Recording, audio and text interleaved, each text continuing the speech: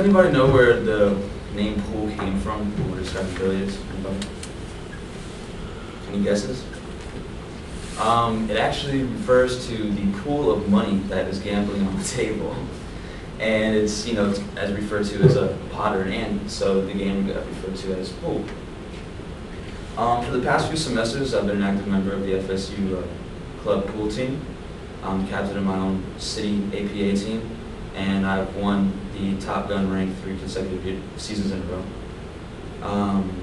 I feel this topic is relevant to the class because it's a relatively inexpensive hobby compared to golf or, say, even fishing. Pool in its most basic form has been played for a long time. We've all been exposed to it in some form or another, but we don't really know or have real close understanding of the game, or even some sort of understanding of the game. We just see it happening.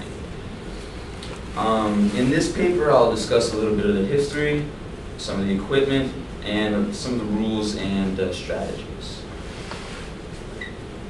Let me begin with a brief history of pool. It is actually a 15th century indoor remake of the lawn game croquet. That's actually where the felt was green to represent the grass, and you hit it with a stick, which represented the mallet that you would hit the croquet balls with. The game was first originally played without pockets. You would actually just hit the balls directly into a croquet stick. And then in the 1800s, the stick was removed and the 6 pockets were introduced. Popularity increased during the Industrial Revolution just due to more leisure time, also precision pool tools, just like precision tables and precision cues. The popularity also increased due to media in recent years.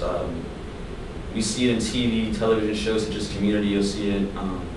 There's also a few famous movies like The Hustler and The Color of Money. I don't know if you're familiar, but Tom Cruise movie back from the late 80s, really popular. And currently, there are about 300,000 players according to the 2009 survey of APA. Just that's one league out of many here in the United States.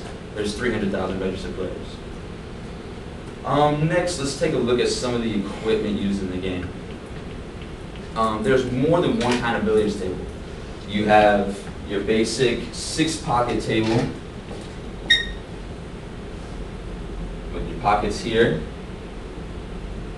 And then you have another table called a carom table that actually has no pockets whatsoever. That table is used for a game called carom or cushion carom. And the way you play that is with 3 balls, and you try to hit one ball into both of the balls on the same shot. And you just repeatedly hit the ball around the table. There are different sizes of pool tables. They range from 7 feet to about 9 feet, the largest being 12 feet, but basically 9 is regulation. What else do we got here? Oh, there's different kind of pool sticks. There's jump sticks, there's playing sticks, there's break sticks, and there's bridge sticks.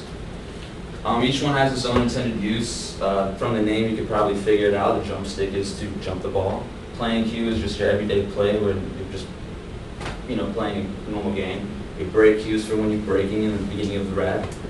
And bridge cue is when you use when the ball's too far away and you help it to help with your stroke. There are also different types of styles of cues. There's plain ones, they call them sneaky petes.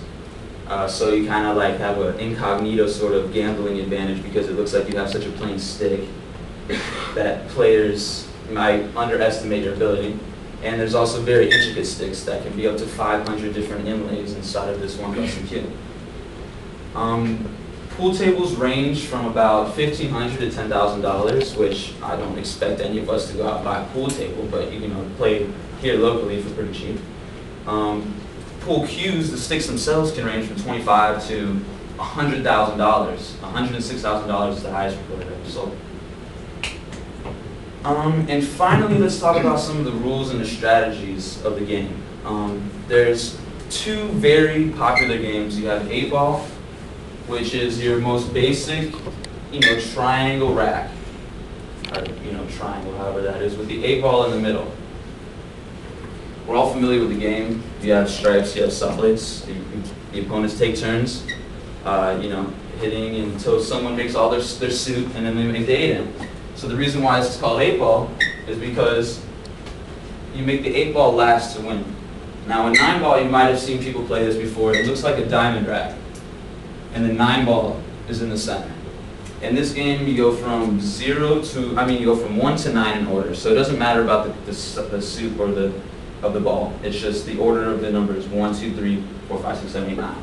And the first person to make the 9 ball wins. That's why that game is referred to as 9 ball. Let's see. There are a big point I wanted to make is that pool is not just a game solely on chance. It's not a game just solely based on chance. There's actually a lot of strategy to increase your chances. So maybe a poker player might have a similar, argument about their sport or their game. A couple of things you want to think about if you're just starting to play pool. A couple of basic strategies is something that's called setting up the next shot. Sounds just like what it is. You're making your shot and you're using English, which is spin on the ball, to set up your next shot, so your next shot is easier.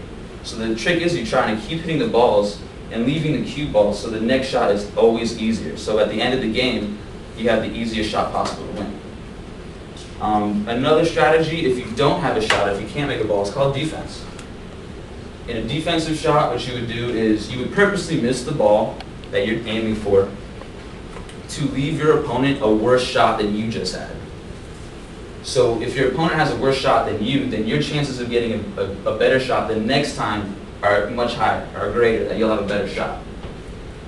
So those are two basic strategies, leaving yourself the next shot and also defense.